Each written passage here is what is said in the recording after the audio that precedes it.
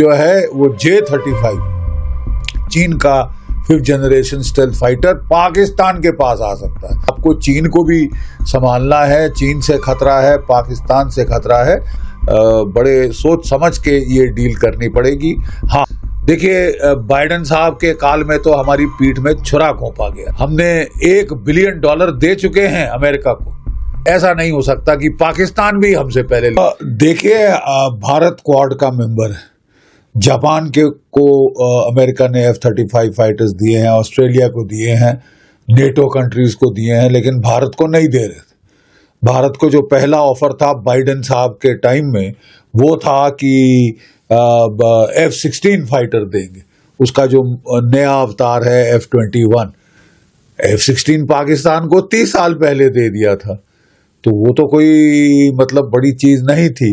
अब चीन के पास 300 5th जनरेशन स्टेल्थ फाइटर है ऑलरेडी हैं, और 10 साल के अंदर कोई 1000 5th जनरेशन स्टेल्थ फाइटर हो जाएंगे। पाकिस्तान को चीन F-35 स्टेल्थ फाइटर बेच रहा है, और पाकिस्तान के पायलट्स ऑलरेडी जो है चीन में हैं, ट्रेनिंग ले रहे।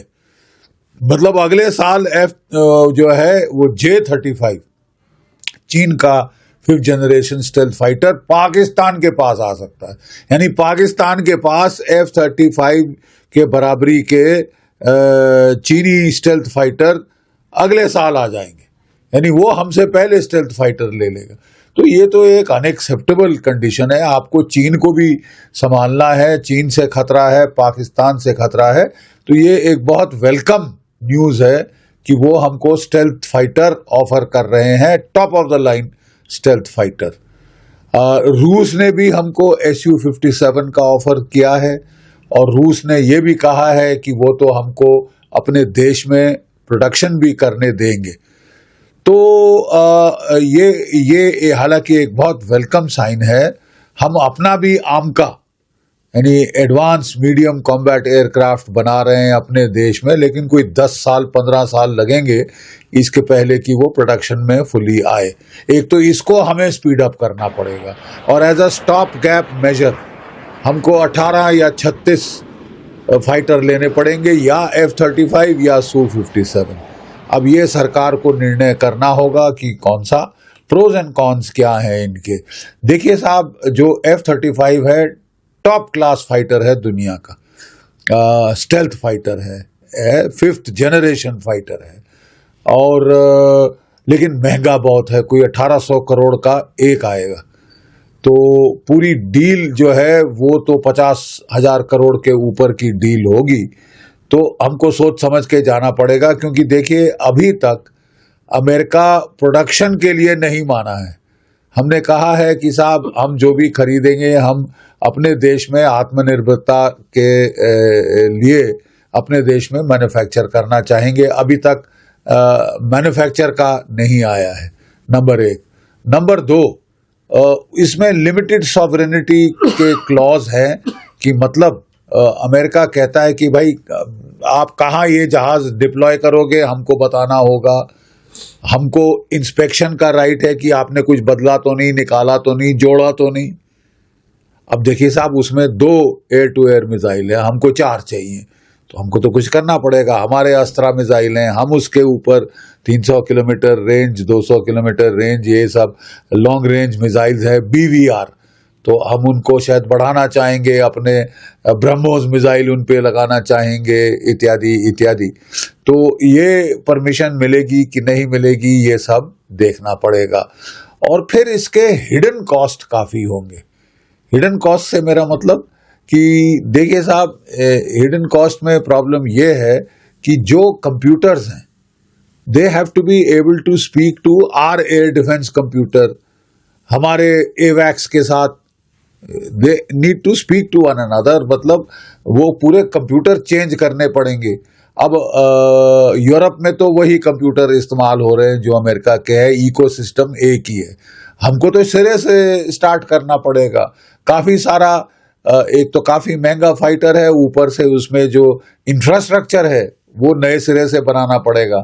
अब जैसे रफाल का इंफ्रास्ट्रक्चर हमारे पास ऑलरेडी आ गया है, अगर हम मरीन फाइटर लेते हैं तो वही इंफ्रास्ट्रक्चर दोनों किस्म के जहाज़ों को देख सकता है।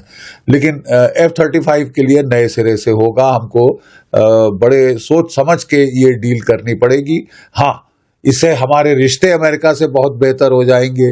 डोनाल्ड ट्रंप बड़े ट्रांजैक्शनल नेता हैं और वो चाहेंगे कि भारत जो है जो ट्रेड डेफिसिट है 45 अरब डॉलर का, उसको मेकअप करे, एक तो टैरिफ कम करके और दूसरा एक्सपोर्ट ज़्यादा मतलब इंपोर्ट ज़्यादा करके, यानी अमेरिका की चीज़ें खरीदे जिसमें डिफेंस, जिसमें एनर्जी और जिसमें एग्रीकल्चर के प्रोडक्ट्स की वो बात कर रहे हैं। डिफेंस में वो हमको F-35 देने की बात कर रहे हैं।